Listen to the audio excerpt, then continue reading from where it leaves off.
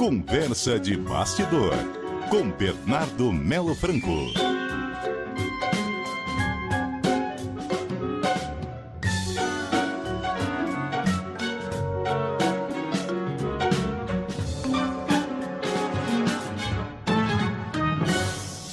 E aí, Bernardo? Boa tarde, Zenenberg. Boa tarde, Cássia. Boa tarde, ouvintes da CBN. Boa tarde, Bernardo. Bernardo está na redação da CBN no Rio de Janeiro. Nos acompanha, então, aqui em áudio e vídeo. Bernardo, o assunto é a campanha do Lula. A campanha do Lula, os primeiros passos da campanha. Primeiros passos não, que ele está em campanha faz tempo, né? Mas os preparativos para a convenção do PT e a sua análise, Bernardo. Pois é, Sartenberg, a gente acaba falando muito da campanha do Flávio Bolsonaro, né, que está imersa numa série de crises, Eduardo brigando com Michele brigando com Flávio brigando com Paulo Figueiredo, e falta um olhar para a campanha do Lula, que é candidato à reeleição, que aparece à frente nas pesquisas, mas que está longe de ter a vitória garantida em outubro. O presidente Lula, Sartenberg, talvez não concorde com essa afirmação, porque ele está assumindo alguns riscos que têm preocupado aliados dele. Um dos riscos, assumido publicamente ontem, quando ele foi a Salvador, na Bahia, participar de algumas solenidades, entregas do governo, reforma do Teatro Castro Alves, e apareceu abraçado com o senador Jacques Wagner. O mesmo Jacques Wagner que há poucos dias foi alvo de uma operação da Polícia Federal e depois foi derrubado, afastado da liderança do governo.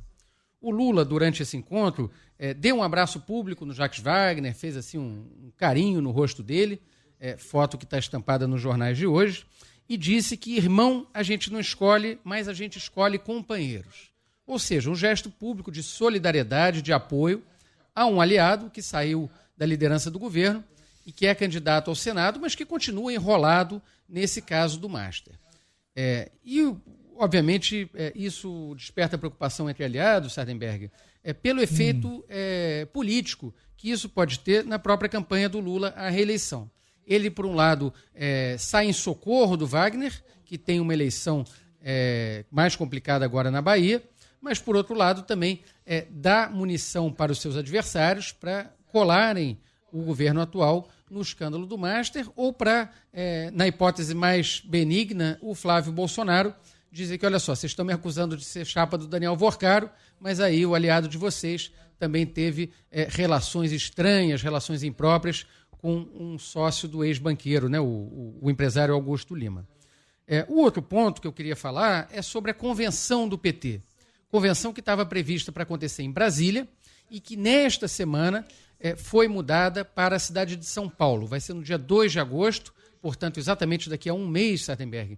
E a convenção é aquele momento em que a candidatura é oficializada, né? O candidato faz aquele discurso público, apresenta a sua plataforma, mostra os aliados no palanque. E por que essa mudança? O discurso oficial é o seguinte, olha, São Paulo é o berço do PT, é lá que o partido tem as suas raízes, também é o berço político do Geraldo Alckmin, que vai ser mais uma vez candidato a vice-presidente, mas por trás disso, o que se tem de fato é uma preocupação com a candidatura do ex-ministro Fernando Haddad ao governo paulista. Candidatura que está enfrentando dificuldades nas pesquisas, né, com a desistência de outros candidatos. O cenário mais provável hoje na cabeça dos políticos é de uma reeleição do governador Tarcísio de Freitas já no primeiro turno e, portanto, o Lula leva o seu palanque para São Paulo numa tentativa de dar visibilidade, dar um impulso para essa campanha do Haddad que vem complicada. O Haddad conseguiu, é fato, fechar uma chapa para o Senado, anunciou na semana passada as ex-ministras Simone Tebet e Marina Silva como candidatas ao Senado, mas ainda está brigando com as pesquisas e especialmente com um problema histórico que o PT tem no interior de São Paulo. Se der tempo, só uma nota final, Sartenberg, a gente está a menos de 100 dias da eleição e o PT ainda não tem candidato, ainda não tem palanque montado no segundo maior colégio eleitoral do país, que é Minas Gerais. Na semana passada foi tomada uma decisão de candidatura própria do PT, mas a pessoa mais cotada para isso, que é a ex-prefeita de Contagem, Marília Campos, ela simplesmente diz que não quer ser candidata, que o negócio dela é concorrer ao Senado. Então, Lula ainda tem mais esse abacaxi para descascar até a convenção do dia 2 de agosto. E para falar uma última coisa aqui a respeito de eleições em São Paulo que você mencionou, Bernardo, no próximo domingo a gente vai ter uma pesquisa Datafolha com dados inéditos focados no cenário político aqui do estado de São Paulo. Então a gente vai ter a pergunta sobre a intenção de voto no estado em relação à presidência da República e também o cenário para o governo de São Paulo, né? A disputa do Tarcísio de Freitas com o Fernando Haddad, também votação do Senado. Tudo isso na pesquisa Datafolha que sai agora próximo domingo. E como é óbvio, Cássia, a eleição de São Paulo tem muita influência na eleição nacional. É o maior colégio eleitoral do país, é o estado economicamente mais importante, politicamente mais forte. E para o Lula, um cenário de vitória do Tarcísio no primeiro turno seria muito ruim, porque ele ficaria sem um palanque montado para fazer a sua campanha de segundo turno, imaginando que a campanha presidencial vai para o segundo turno.